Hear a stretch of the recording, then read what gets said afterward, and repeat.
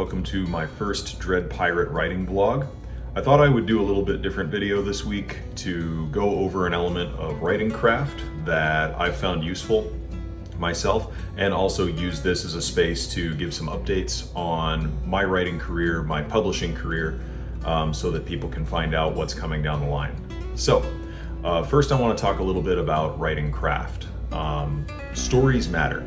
When we're drafting the beginning of a story, it especially matters because that story kind of hangs in the balance between life and death, right? You can start a story.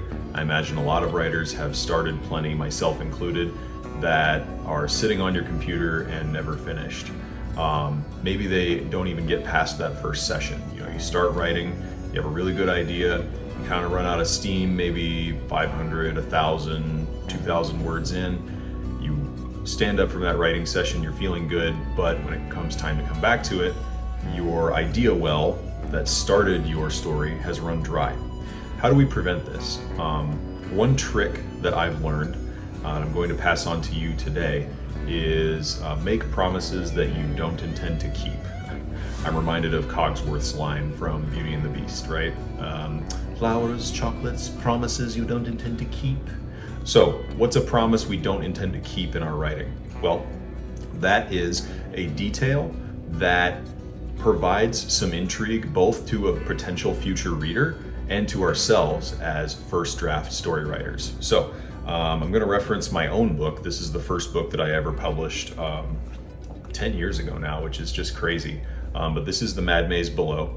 And I'm not using my own work to say, oh, look at how great this particular writing trick did, but it was something that helped me as I was doing the first draft. I put a promise that I didn't necessarily intend to keep, and it stuck with me, and it got me to that session 2. So it's right at the beginning, which is what I recommend doing with your own work, is make a promise you don't intend to keep, yet right at the beginning. So let me go ahead and read the line in question, and then I'll talk a little bit about it. He carried no food, only a small satchel of personal belongings at his sashed waist. The food he could find in the desert whenever he wanted. Father had shown him how. What was in the bag was irreplaceable. No desert, no king's treasure trove would ever hold anything like it. So that is a line as Valen, my main character, this Minotaur in question on the cover, is walking toward his home city, and I'm just kind of describing what he carries with him as he goes through. And I had no idea what was going to be in that small satchel at his waist. I wrote that in there simply as, hey, let's build some intrigue right away, even if I don't know what that intrigue is going to pay off to be. And then later, I believe in chapter 2 or 3, but during my second writing session, I suddenly had the idea, oh, I know what's going to be in that satchel. I knew what the promise was that I hadn't intended to keep at the beginning, and now I could keep it, and it was something that carried me through to another wave of creativity to keep going with my stories. So that was what I did for The Mad Maze Below. Make a promise that you don't intend to keep in your writing. Think of something where you can turn it into a lot of things. A special item a character's holding, like in Mad Maze, or maybe a vague dream that they had where you don't reveal the details just yet, things like that. Try it out. Okay, so for the rest of this video, it's going to be updates on my own writing and publishing, what I've got planned for the rest of the year, at least in the immediate, what I've got going on right now, and what people who like to read my writing can look forward to. So, most immediately coming up is I have an author signing event. I'll have all 3 of my books at the Scribbled Hollow, which is in Old Town Glendale in Phoenix, if you're unfamiliar with that. So if you're local to the area, come out. That's going to be on August 9th. It's a Saturday. So I'll be there signing my books.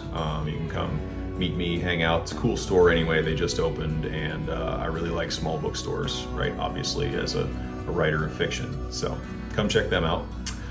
The other thing that we've got going on is the Halloween children's book that I plan to publish, obviously before Halloween, is coming together nicely. My illustrator and I are meeting at the end of this week, and a lot of those illustrations are getting finalized, so they will be ready to format and load into the book shortly. I'm really excited for it. Follow me on my socials to see more of those updates. I'll be posting making of videos and posts on when pre-orders and things like that can become available.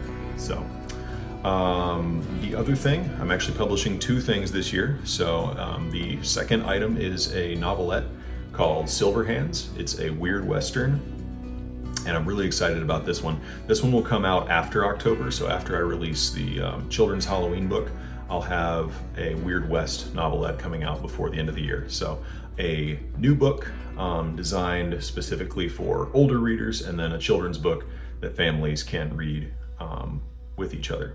So on the Silver Hands Weird Western novelette, that one is drafted. It's in the beta reading stages. I have 2 people who are beta reading for me so far. I'm still looking for 1 person to do light edits, and then maybe 1 to 2 more beta readers to go through and just give me their feedback on the story. So if that's something that interests you, go ahead and reach out to me on social media. I'll put my handles in the description. Thanks for watching to the end. This is the Dread Pirate, and until next time, keep reading and writing.